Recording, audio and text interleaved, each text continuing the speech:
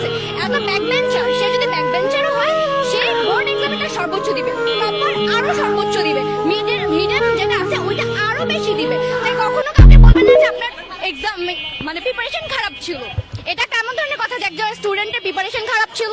Preparation ভালো থাকে, তার মেন্টালিটি বা হচ্ছে যে হয়তোবা সে পরীক্ষার হলে যে এটা দিতে পারে না বা ভুলে যায় বা কোশ্চেন প্যাটার্ন অনুযায়ী তার হয় অ্যান্সার উলটপালট হয়ে যায়।